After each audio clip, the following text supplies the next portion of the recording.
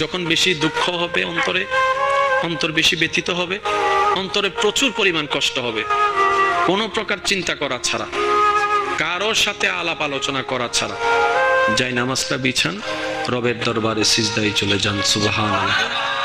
চোখটা বন্ধ করেন, চোখের পানি ছাড়তে থাকেন, মন হালকা হতে থাকবে, সিজদায় রবকে বলতে থাকেন, যা বলার বলতে থাকেন, যেভাবে বলার বলতে থাকেন।